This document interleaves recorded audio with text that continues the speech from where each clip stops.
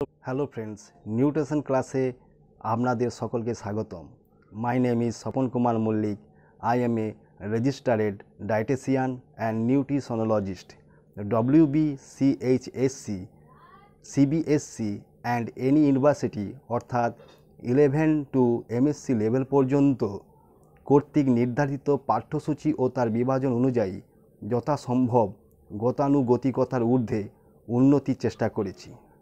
আমি তোমাদের ICMR WHO এর প্রকাশিত পুষ্টি সংক্রান্ত সর্বাধুনিক তথ্য ব্যবহার করেছি। বিখ্যাত গ্রিক চিকিৎসক হিপোক্রেটিস বলেছেন, লেট ফুড বি দাই মেডিসিন অ্যান্ড মেডিসিন বি দাই ফুড। মনে রেখে সকল ছাত্রছাত্রীদের বিষয়বস্তুকে যথাসম্ভব সরল ভাষায় সহজবোধ্যভাবে চিত্র সহযোগে বিখ্যাত পুষ্টিবিদদের লিখিত গ্রন্থ ও NIN দ্বারা প্রকাশিত বিভিন্ন পত্রপত্রিকার সাহায্যে উপস্থাপন করেছি। আশা করি সকল ছাত্রছাত্রীদের কাছে এই নিউট্রিশন ক্লাসটি গ্রহণীয় ও সমাদৃত হবে। হ্যালো স্টুডেন্ট, নিউট্রিশন সায়েন্স পড়ার আগে তোমাদের একটি কথা বলতে চাই। পুষ্টিবিজ্ঞান পড়লে ভবিষ্যতে কী আছে এটি জানলে নিউট্রিশন পড়ার প্রতি আগ্রহ বাড়ে। তাহলে মন দিয়ে শোনো। পুষ্টিবিজ্ঞানের ভবিষ্যৎ দিশা কী না, পুষ্টিবিজ্ঞান একটি কথা প্রায় শোনা যায়, ভারতবর্ষে পুষ্টি সমস্যা একটি জ্বলন্ত সমস্যা। আসার কথা পুষ্টি খাদ্য সংক্রান্ত চিন্তা ভাবনাকে গুরুত্ব দিয়ে সুপুষ্টির পথটি সহজ হয়। বাস্তবায়িত করার লক্ষ্যে এখন প্রায় প্রতিটি কল্যাণ প্রকল্পে খাদ্য পুষ্টি স্বাস্থ্যকে গুরুত্ব সহকারে অন্তর্ভুক্ত করা হয়। এখন পুষ্টিবিজ্ঞান পাঠ্যক্রমে অন্তর্গত হওয়ায় বৃত্তিমুখী কাজের বিশেষ সুযোগ খুলে গেছে। এখানে পুষ্টিবিজ্ঞান পাঠের পরবর্তী সুযোগ সুবিধাগুলি আলোচনা করলাম। পুষ্টিবিজ্ঞান পাঠ করলে কি হয় না, দুভাগে ভাগ করেছি, স্বরোজগার আর মজুরি ভিত্তিক রোজগার। স্বরোজগার ক্ষেত্রে তুমি কি করতে পারবে না, নিজস্ব খাদ্য পুষ্টি প্রতিষ্ঠান করতে পারবে, নিজস্ব পুষ্টি ক্লাব তৈরি করতে পারবে, নিজস্ব পুষ্টি বা খাদ্য স্টেশন তৈরি করতে পারবে, খাদ্য বা পুষ্টি বিশেষজ্ঞ হিসাবে পরামর্শদাতা হিসেবে কাজ করতে পারবে। আর মজুরি ভিত্তিক রোজগার ক্ষেত্রে কি না, বিষয় ভিত্তিক শিক্ষক শিক্ষিকা হিসেবে যোগদান দেওয়া, গবেষক হিসেবে যোগদান দেওয়া, খাদ্য বা হোটেল প্রভৃতি সংস্থার বিশেষজ্ঞ হিসেবে যোগদান দেওয়া, খাদ্য পুষ্টি সংক্রান্ত প্রকল্পে বিশেষজ্ঞ হওয়া, ব্যবসায়ী প্রতিষ্ঠানে বিশ্লেষণ কর্মী, বহুজাতিক সংস্থার পরামর্শদাতা, খাদ্য বিশেষজ্ঞ, পুষ্টি বিশেষজ্ঞ এবং হাসপাতালে যেমন সরকারি বেসরকারি উভয় ক্ষেত্রে স্বাস্থ্যকেন্দ্রে খাদ্য পুষ্টি বিশেষজ্ঞ, যেমন ডায়েটিশিয়ানদের নিউট্রিশনিস্ট যাদের বলা হয় সেই হিসেবে কাজ করতে পারবে। জাতীয় আন্তর্জাতিক স্তরে প্রকল্পে বিশেষজ্ঞ হিসেবে কাজ করতে পারবে। বেসরকারি স্বেচ্ছাসেবী প্রতিষ্ঠানে খাদ্য পুষ্টি বিশেষজ্ঞ হিসেবে কাজ করতে পারবে। এরপর তোমাদের যে জিনিসটা পড়াবো সেটা হচ্ছে basic concept about food nutrition and health, মানে খাদ্য পুষ্টি সংক্রান্ত প্রাথমিক ধারণা। প্রথমে আমি তোমাদের খাদ্য সম্বন্ধে বলবো। খাদ্যটা কি? খাদ্য অর্থাৎ ডায়েট কথাটি এসেছে গ্রিক শব্দ ডায়েটা থেকে। এটি বিশেষ যার অর্থ জীবনযাত্রা ধারা। ল্যাতিন ভাষায় বলা হয় ডায়াটান, যেটি ক্রিয়াপদ হিসাবে ব্যবহৃত হয়। এর অর্থ যা এক জীবনকে পথ দেখায়, নিয়ন্ত্রণ করে, আবার সিদ্ধান্ত নিতেও সাহায্য করে। তাহলে খাদ্য কাকে বলে না, রাষ্ট্রপুঞ্জের খাদ্য বিষয়ক প্রধান কার্যকারী শাখা খাদ্য কৃষি সংস্থা, যাকে সংক্ষেপে FAO বলে। এর ফুল ফর্ম কি? এর ফুল ফর্ম হচ্ছে ফুড অ্যান্ড এগ্রিকালচার অর্গানাইজেশন। ঠিক আছে, তাহলে FAOর মতে ফুডের ডেফিনেশন কি না, food is any substance that is consumed to provide nutritional support for the body. The substance is ingested by an organism and assimilate the organism cell in and effect to produce energy, maintain life or stimulate growth। মানে যে পদার্থ গ্রহণ করার পর তা পরিপাক ও আত্তীকরণের মাধ্যমে জীবদেহে পুষ্টি সাধন, ক্ষয়পূরণ, বৃদ্ধি, কোষ কলার প্রতিস্থাপন, রোগ প্রতিরোধক ক্ষমতা প্রদান করে তাকে।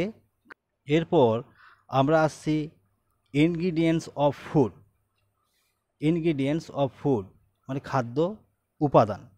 আমাদের খাদ্য উপাদান মোটামুটি 6টি উপাদানে বিভক্ত। প্রথম কার্বোহাইড্রেট, দ্বিতীয় প্রোটিন, তৃতীয় ফ্যাট বা লিপিড, চতুর্থ নম্বর ভিটামিন, 5 নম্বরে মিনারেলস, 6 নম্বরে জল। এই কার্বোহাইড্রেট, প্রোটিন, ফ্যাট, লিপিডকে ক্যালোরিযুক্ত পুষ্টি উপাদান বলা হয়, কারণ এই কার্বোহাইড্রেট, প্রোটিন, ফ্যাট, লিপিড জারিত হয়ে তাপশক্তি উৎপন্ন করে। সেই জন্য এই 3 উপাদানকে ক্যালোরিযুক্ত পুষ্টি উপাদান বলা হয়। আর বাকি ভিটামিন, মিনারেলস, ওয়াটারকে ক্যালোরিবিহীন পুষ্টি উপাদান বলা হয়, কারণ এই 3টি উপাদান পুষ্টির জন্য আবশ্যক হলেও এগুলি থেকে কোনো মতে তাপশক্তি উৎপন্ন হয় না। সেই জন্য এগুলিকে ক্যালোরিবিহীন পুষ্টি উপাদান বলা হয়। এরপর আসব ক্লাসিফিকেশন অফ ফুড। উৎস, উপাদান, শারীরবৃত্তীয় বিভিন্ন কাজের ভিত্তিতে খাদ্য বিভিন্ন প্রধান বিভাগ ও নানা উপবিভাগে বিভক্ত হয়। তার মধ্যে থেকে 1 নম্বরে উৎসের ভিত্তিতে খাদ্যের শ্রেণীবিভাগ। উৎস হিসেবে খাদ্য শ্রেণীবিভাগ, খাদ্যকে 2 ভাগে ভাগ করা করছি, একটা উদ্ভিজ্জ খাদ্য, একটা প্রাণীজ খাদ্য। উদ্ভিজ্জ খাদ্যকে কয়েকটি ভাগে ভাগ করা হয়, যেমন দানাশস্য, এগুলোর মধ্যে কি আছে, চাল, গম, জোয়ার, বাজরা ইত্যাদি। ডাল ও শুঁটি জাতীয় খাদ্য, এগুলোর মধ্যে কি আছে, বিভিন্ন ডাল, সয়াবিন এবং কড়াইশুঁটি। কন্দ ও মূল, এগুলোর মধ্যে কি আছে, আলু, কচু, গাজর, বিট, মূলো, শালগাম ইত্যাদি। সবুজ পাতা জাতীয় সবজি, বিভিন্ন শাক, অন্যান্য সবজি, এগুলোর মধ্যে বেগুন ও পটল। আর আরেকটা আছে যে ফল। প্রাণীজ খাদ্যকে কয়েকটি ভাগে ভাগ করছি, সেটা দুগ্ধ ও দুগ্ধজাত খাদ্য, একটি মাংস, একটি মাছ, একটা ডিম। এরপর 2 নম্বরে খাদ্যের প্রয়োজনীয়তা অনুযায়ী শ্রেণীবিভাগ। খাদ্যকে 2 ভাগে ভাগ করছি প্রয়োজনীয়তা অনুযায়ী। 1 নম্বর হচ্ছে দেহ পরিপোষক খাদ্য, 2 নম্বর হচ্ছে দেহ সংরক্ষক খাদ্য। দেহ পরিপোষক খাদ্যকে 3 ভাগে ভাগ করা হয়, একটি শর্করা, একটি প্রোটিন ও একটি ফ্যাট। আর দেহ সংরক্ষক খাদ্যকে 3 ভাগে ভাগ করছি, একটি ভিটামিন, একটি খনিজ লবণ ও একটি জল। এই দেহ পরিপোষক খাদ্যটা কি না, যেসব খাদ্য দেহের গঠন, বৃদ্ধি ও শক্তি উৎপাদনে সাহায্য করে তাকে দেহ পরিপোষক খাদ্য বলে, যেমন শর্করা, প্রোটিন, ফ্যাট। আর দেহ সংরক্ষণ খাদ্যটা কি না, যেসব খাদ্য দেহের শক্তি উৎপাদনে অংশগ্রহণ না করে রোগ সংক্রমণের হাত থেকে দেহকে রক্ষা করে তাদের দেহ সংরক্ষক খাদ্য বলে, যেমন ভিটামিন, খনিজ লবণ ও জল। এরপর কাজ অনুযায়ী খাদ্যের শ্রেণীবিভাগ। কাজ অনুযায়ী খাদ্যকে যেভাবে ভাগ করা হয়, খাদ্যকে আমি 3 ভাগে ভাগ করছি। 1 নম্বর শারীরিক কাজ অনুযায়ী, 2 নম্বর সামাজিক কাজ অনুযায়ী, 3 নম্বর মনস্তাত্ত্বিক কাজ অনুযায়ী। শারীরিক কাজ অনুযায়ী 4 ভাগে ভাগ করছি। 1 নম্বর দেহ গঠন, বৃদ্ধি ও ক্ষয়পূরণকারী খাদ্য, 2 নম্বর তাপশক্তি উৎপাদনকারী খাদ্য, 3 নম্বর দেহ সংরক্ষণকারী খাদ্য, 4 নম্বর দেহ নিয়ন্ত্রণকারী খাদ্য। মনস্তাত্ত্বিক আর সামাজিক কাজ অনুযায়ী এগুলোকে কোনো ভাগ করা হয় না। এরপর জানব যে শারীরিক কাজ অনুযায়ী খাদ্য সম্বন্ধে একটু ডিটেলস সম্বন্ধে জানব। দেহ গঠন, বৃদ্ধি ও ক্ষয়পূরণকারী খাদ্য জিনিসটা কি? খাদ্যের প্রথম কাজ হলো দেহ গঠন। দেহ গঠনের প্রয়োজনীয় উপাদান প্রোটিনকে দেহ মন্দিরের ইট বলা হয়। মাতৃজঠর থেকে পরবর্তী পর্যায়ে দেহ গঠন, বৃদ্ধি, ক্ষয়পূরণের প্রোটিন অপরিহার্য। এছাড়াও ক্যালসিয়াম, ফসফরাস ও লৌহ দেহের কাঠামো গঠন ও রক্ত তৈরিতে অপরিহার্য। প্রোটিনের অভাবে দেহ গঠনের কাজ ব্যাহত হয়, ফলে শরীর দুর্বল হয়ে পড়ে। মাছ, মাংস, ডিম প্রথম শ্রেণীর প্রোটিন। এছাড়া অন্যান্য খাদ্য উপাদানেও প্রোটিন পাওয়া যায়। উদ্ভিজ্জ খাদ্য যেমন চাল, ডালের সংমিশ্রণ, অধিবীজ মুক্ত সয়াবিন, গোটা মুগ, ছোলা গুণগত ও পরিমাণগত প্রোটিন এবং খনিজ লবণের উৎস। বোঝা গেল। দ্বিতীয় নম্বর, তাপ ও শক্তি উৎপাদনকারী খাদ্য। জিনিসটা কি? সচল শরীর সম্পূর্ণ বিশ্রামেও থেমে থাকে না। প্রতিটি কাজের জন্য প্রয়োজন তাপ ও শক্তি। কার্বোহাইড্রেট ও ফ্যাট শক্তির ঘনীভূত উৎস। 1 গ্রাম ফ্যাট থেকে 9.3 কিলো ক্যালোরি, 1 গ্রাম প্রোটিন থেকে 4.1 কিলো ক্যালোরি, 1 গ্রাম কার্বোহাইড্রেট থেকে 4.0 কিলো ক্যালোরি তাপশক্তি পাওয়া যায়। পশ্চিমবঙ্গ তথা ভারতবর্ষের খাদ্য শস্যকোনা হওয়ায় চাল বা গম থেকে প্রধান স্বল্প মূল্যের ক্যালোরি পাওয়া যায়। প্রোটিন শক্তির জন্য ব্যয়িত না হওয়াও বাঞ্ছনীয়, কারণ প্রোটিন তাপশক্তির জন্য ব্যয়িত হলে দেহ গঠন, বৃদ্ধি ও ক্ষয়পূরণ ব্যাহত হবে। এরপর তৃতীয় নম্বর আসছি দেহ সংরক্ষণকারী খাদ্য। জিনিসটা কি?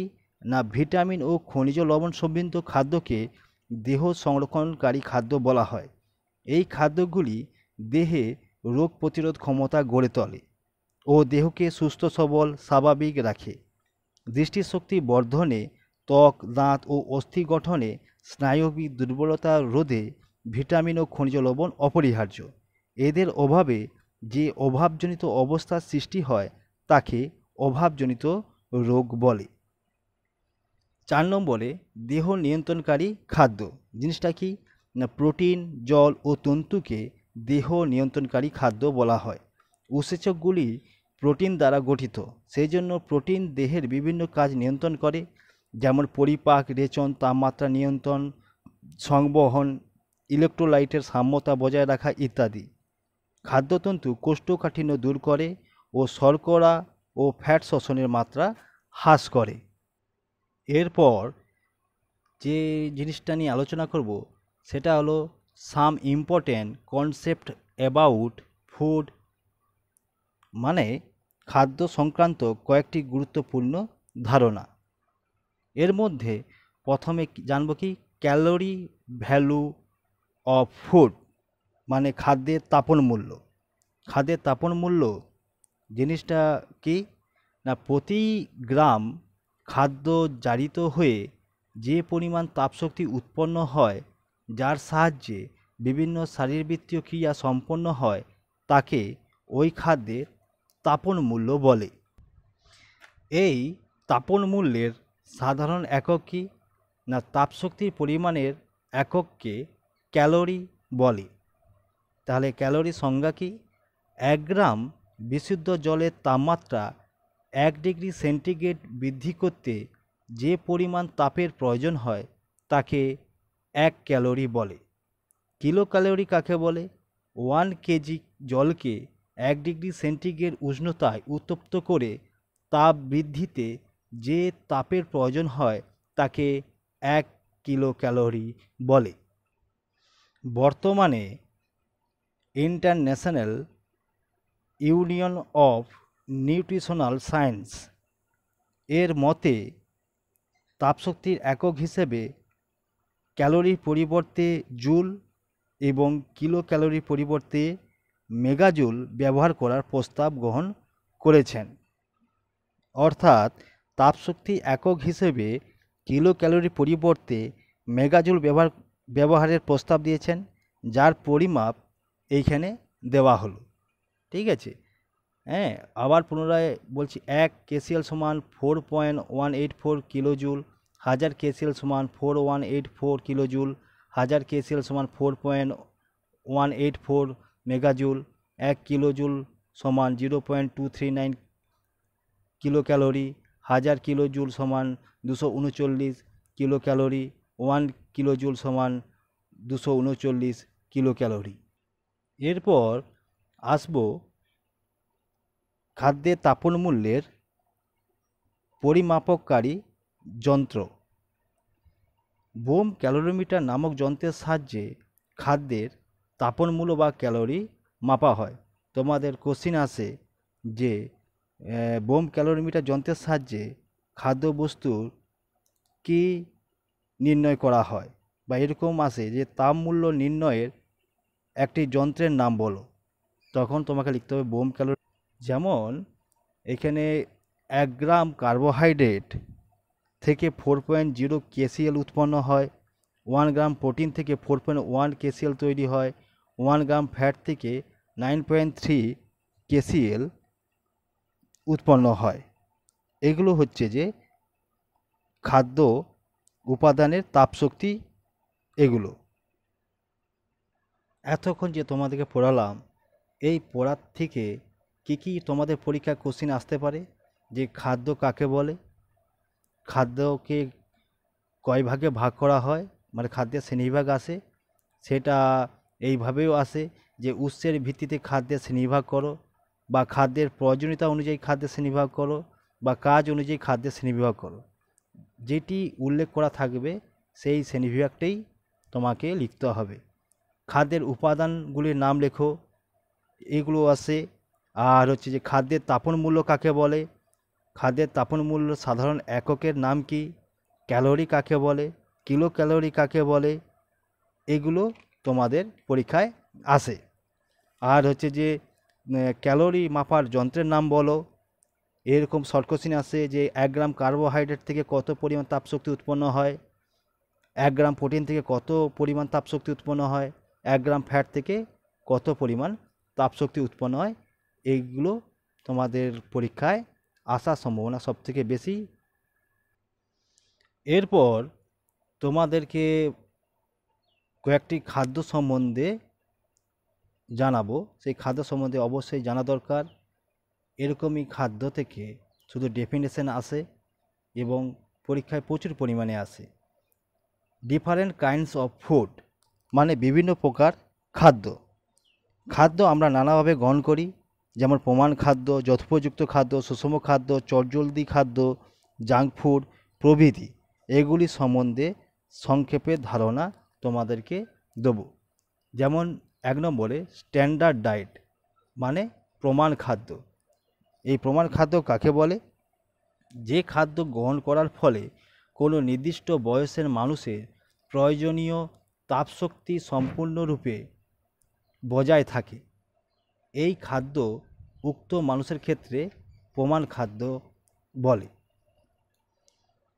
যেমন কাজের ধরন ছাড়াও ব্যক্তির শারীরিক অবস্থা, বয়স, শারীরিক ওজনের উপর খাদ্যের পরিমাণ ও তাপন মূল্য চাহিদা নির্ভর করে।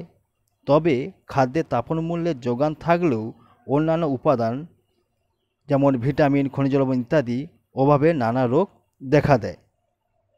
এরপর আসবো অ্যাডিকুয়েট ডায়েট মানে যথোপযুক্ত খাদ্য। যথোপযুক্ত খাদ্য কাকে বলে না, যে খাদ্যে শারীরিক অনুযায়ী শক্তি উৎপাদনের জন্য কার্বোহাইড্রেট, প্রোটিন, ফ্যাট থাকে ও দেহকে সুস্থ কর্মক্ষম রাখতে প্রোটিন ও ফ্যাটের সঙ্গে যথোপযুক্ত পরিমাণে ভিটামিন, মিনারেলস, ওয়াটার, ফাইবার থাকে, তাকে অ্যাডিকুয়েট ডায়েট বলে। বোঝা গেছে? এই খাদ্যে প্রয়োজনীয় উপাদানগুলি থাকলেও সবসময় সঠিক পরিমাণে পাওয়া যায় না, সেই জন্য বাড়ন্ত শিশু ও কিশোরদের পক্ষে এটি যথেষ্ট নয়। এরপর নেক্সট যে খাদ্য সম্বন্ধে জানবো সেটা হচ্ছে যে ব্যালেন্স ডায়েট মানে সুষম খাদ্য। এই সুষম খাদ্যটা আমি NIN এর সংজ্ঞা অনুযায়ী আমি লিখেছি, ঠিক আছে? এই সংজ্ঞাটা খুবই গুরুত্বপূর্ণ সংজ্ঞা। এই সংজ্ঞাটা পরীক্ষায় বারে বারে আসে। হ্যাঁ, 2টি ভাগে আমি সংজ্ঞা লিখেছি, যেটা তোমাদের ক্ষেত্রে গ্রহণযোগ্য সেটাই তোমরা পরীক্ষার খাতায় লিখবে। প্রথমে অ্যাকর্ডিং টু NIN ICMR 2011 অনুযায়ী এ diet containing all essential macro and micro nutrients in optimum quantity and in appropriate proportion that meet the requirements। মানে যে খাদ্য পুষ্টি উপাদানগুলি প্রয়োজনীয় অনুপাতে থাকে ও দেহকে সুস্থ সবল কর্মক্ষম ও নিরোগ রাখে তাকে সুষম খাদ্য বলে। এইটা যদি না নামাতে পারো তুমি বাংলায় এই ডেফিনেশনটাও লিখতে পারো। ব্যক্তি বিশেষ পুষ্টি সাধন, স্বাভাবিক বৃদ্ধি, কর্মশক্তি উৎপাদন, দেহের রোগ প্রতিরোধ ক্ষমতা, দৈহিক ক্ষয়পূরণ ইত্যাদির জন্য প্রয়োজনীয় carbohydrate, protein, fat, minerals, vitamin ও জল এই 6টি উপাদান নির্দিষ্ট অনুপাতিক মিশ্রণে প্রস্তুত যে খাদ্য থেকে উপযুক্ত পরিমাণে ক্যালোরি পাওয়া যায় তাকে ব্যালেন্স ডায়েট বা সুষম খাদ্য বলে। একটা কথা মনে রাখবে যে আমরা জানি যে দুধ একটি সুষম খাদ্য, কিন্তু বর্তমানে দুধ একটি সুষম খাদ্য নয়, দুধ একটি আদর্শ খাদ্য। তোমাদের পরীক্ষায় আসে যে দুধ একটি আদর্শ খাদ্য কিন্তু সুষম খাদ্য নয় কেন? তো উত্তর হবে যে পরীক্ষা নিরীক্ষায় দেখা গেছে দুধে ভিটামিন সি এবং লৌহ পর্যাপ্ত পরিমাণে থাকে না, তাই বর্তমানে দুধকে আর সুষম খাদ্য বলা হচ্ছে না। তবে দুধের কতগুলি গুরুত্বপূর্ণ বৈশিষ্ট্যের কারণে একে শিশুদের ক্ষেত্রে আদর্শ খাদ্য হিসেবে বিবেচনা করা হয়। এই বৈশিষ্ট্যগুলি কি কি? না, দুধে শিশুদের জন্য প্রয়োজনীয় সকল খাদ্য উপাদানই সঠিক অনুপাতে রয়েছে। দুধ শিশুদের দেহের ক্ষয়পূরণ বৃদ্ধি সাধন করে, দেহের উষ্ণতা বজায় রাখে, দেহের অঙ্গ প্রত্যঙ্গকে সুষ্ঠুভাবে পরিচালনা করে।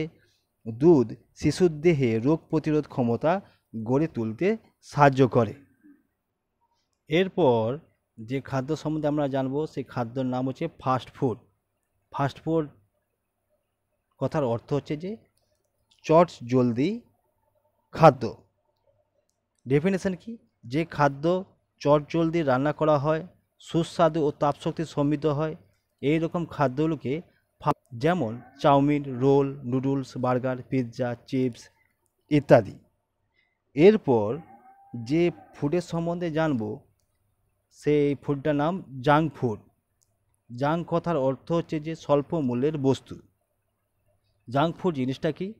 না, একাধিক উপকরণে মিশ্রণে ও অধিকাংশ সময় তাপশক্তি বাড়তি খাবার, এমনকি বাসি খাবার ও ব্যবহার করা হয় দিয়ে তৈরি হওয়ার খাদ্যদ্রব্যের পরিমাপ বেড়ে যায় ও পুষ্টি উপাদানের ভারসাম্যের অভাব দেখা দেয়।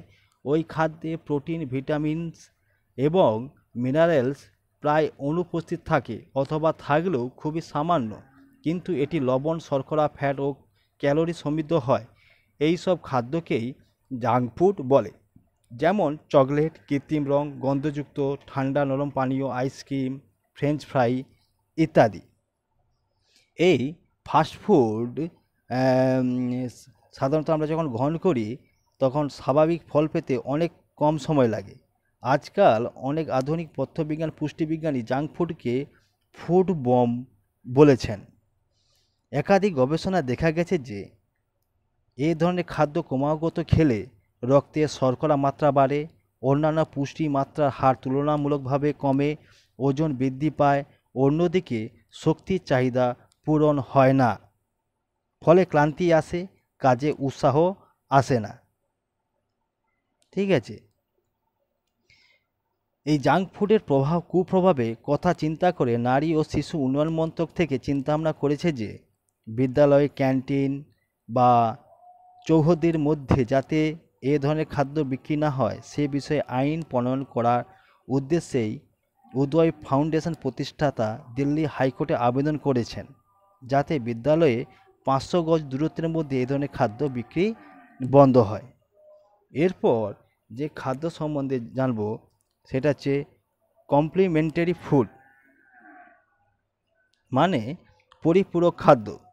যখন কোনো খাদ্যে নির্দিষ্ট উপাদান সমধর্মী অন্য খাদ্য দ্বারা পূরণ করা হয় তাকে পূরক খাদ্য বলে। যেমন প্রোটিনের যোগানের জন্য দুধ আদর্শ খাদ্য হলেও অনেকেই দুধের ল্যাকটোজ সহ্য না হওয়ায় তারা দুধ খেতে পারে না। সেক্ষেত্রে সয়াবিনজাত দুধের মাধ্যমে এই পুষ্টির চাহিদা পূরণ করা হয়। এরপর আসব কনভেনিয়েন্স ফুড মানে সুবিধাজনক খাদ্য। এই খাদ্য কাকে বলে?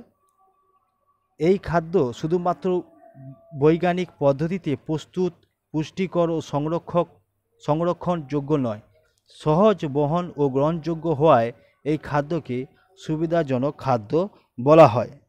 বাস্তবজনিত বা অন্য কারণে যখন সময় অত্যন্ত কম পাওয়া যায়, তখন এই জাতীয় খাদ্য পেট ভরায়, শক্তি ও পুষ্টি চাহিদা মেটায়। তবে যেহেতু এই কাঁচামাল থেকে এটিকে দীর্ঘস্থায়ী করার জন্য বৈজ্ঞানিক পদ্ধতি প্রয়োগ করা হয়, সেজন্য তুলনামূলকভাবে এর দাম বেশি। খাদ্য সংরক্ষক ব্যবহারের কারণে একসঙ্গে দীর্ঘদিন ব্যবহার করা সুস্বাস্থ্যের পরিপন্থী এটি। এরপর যে খাদ্য সম্বন্ধে জানব, সেই খাদ্যটি হলো ফর্টিফাইড ফুড মানে উৎকর্ষ বৃদ্ধিকারক খাদ্য। কাকে বলে? যে সকল খাদ্য গ্রহণ করলে প্রচুর পরিমাণে উৎপাদন করা হয় ও সেগুলিকে পুষ্টিগুণে সমৃদ্ধ করার জন্য উৎকর্ষতা বৃদ্ধি করা হয়, তাদের উৎকর্ষ বৃদ্ধিকারক খাদ্য বলে। উপযোগিতা উৎকর্ষ বৃদ্ধির মূল লক্ষ্য: লৌহ মিশ্রিত চাল, আটা, ভিটামিন এ মিশ্রিত চাল, পাউরুটি, আয়োডিন মিশ্রিত নুন উৎকর্ষ বৃদ্ধিকারী খাদ্যের কয়েকটি উদাহরণ। এ নিয়ে এখনও ব্যাপক গবেষণা চলছে। এরপর যে খাদ্য সম্বন্ধে জানবো, সেই খাদ্যের নাম হচ্ছে বিশুদ্ধ খাদ্য। বিশুদ্ধ খাদ্য কি? যে খাদ্য কেবলমাত্র একটি উপাদান বর্তমান, তাকে বিশুদ্ধ খাদ্য বলে। যেমন চিনি, গ্লুকোজ ইত্যাদি। গ্লুকোজের মধ্যে কেবল হচ্ছে যে কার্বোহাইড্রেট থাকে, সেই জন্য গ্লুকোজ বিশুদ্ধ খাদ্য। 10 নম্বরে যে খাদ্য জানবো, সেই খাদ্যের নাম হচ্ছে মিশ্র খাদ্য। এই খাদ্য কাকে বলে? যে সমস্ত খাদ্যে একাধিক খাদ্য উপাদান বর্তমান থাকে, তাদের মিশ্র খাদ্য বলে। যেমন ভাত, রুটি, ডাল, দুধ, মাছ ইত্যাদি। ঠিক আছে? ভাতের মধ্যে কার্বোহাইড্রেট, সাময়িক প্রোটিন, ফ্যাট থাকে। রুটির মধ্যে প্রোটিন, কার্বোহাইড্রেট, মিনারেলস থাকে। দুধের মধ্যে প্রোটিন, ফ্যাট, মিনারেলস থাকে। তো একটি খাদ্যের মধ্যে একাধিক খাদ্য উপাদান থাকার কারণে এইসব খাদ্যগুলোকে মিশ্র খাদ্য বলা হয়। এরপর আসছি পলিমারিক খাদ্য। পলিমারিক খাদ্য কি না? যে সমস্ত খাদ্যে গন্ধ, স্বাদ এবং জীবনবহুল বাড়ানোর জন্য বাইরে থেকে বিভিন্ন পলিমারিক পদার্থ যেমন রং, সুইটনার, অ্যান্টিঅক্সিডেন্ট প্রভৃতি যোগ করে খাদ্যের গ্রহণযোগ্যতা বৃদ্ধি করে, তাকে পলিমারিক খাদ্য বলে। যেমন কমপ্ল্যান, হরলিক্স প্রভৃতি। এরপর খাদ্য সংক্রান্ত ভ্রান্ত ধারণা সম্বন্ধে জানব। আমাদের সমাজে মধ্যে আজও খাদ্য বিষয়ে কতগুলি ভ্রান্ত ধারণা রয়েছে। এইরূপ ভ্রান্ত ধারণাগুলি হলো, যেমন হচ্ছে রসুন খেলে স্তন্যদাত্রী মহিলাদের বুকে দুধের পরিমাণ বাড়ে। এটা একটা সম্পূর্ণ ভ্রান্ত ধারণা। এরপর আসছি জল কি না? অধিক পরিমাণে জল পান করলে মানুষ মোটা হয়। এটা একদম ভ্রান্ত ধারণা। এরপর আসছি বিটের রং যেহেতু লাল, তাই বিটকে খাদ্য হিসেবে গ্রহণ করলে শরীরে রক্তের পরিমাণ বাড়ে। এটা একদম ভুল ধারণা।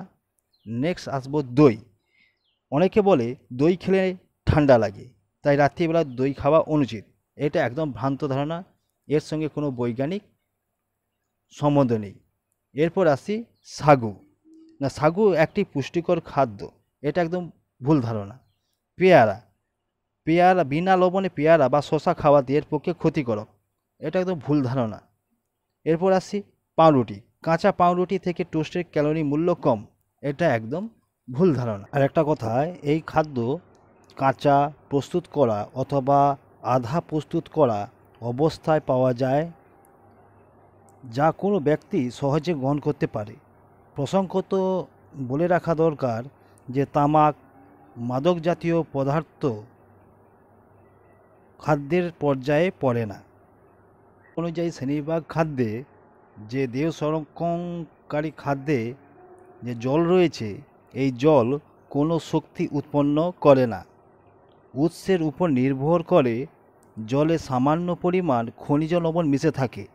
শারীরবৃত্তীয় বিভিন্ন কাজে গুরুত্বপূর্ণ ভূমিকা পালন করায় জলকে খাদ্যের প্রধান উপাদান অন্তর্ভুক্ত করা হয়, কারণ জল প্রধান দ্রাবক ও বাহক। খাদ্যস্থ পুষ্টি উপাদানগুলি জলে দ্রবীভূত হয়ে দেহের মধ্য দিয়ে শোষিত হয়ে রক্তে মেশে ও এইভাবে পুষ্টি আহরণে সহায়তা করে। যাবতীয় তথ্য এখানেই শেষ করলাম। আশা করছি সব খাদ্য বিষয়ক তথ্যগুলি বুঝতে পেরেছো। যদি না বুঝতে পারো তাহলে কমেন্ট বক্সে গিয়ে কমেন্ট করতে পারো। সবাই আমার প্রণাম ও জয় হিন্দ।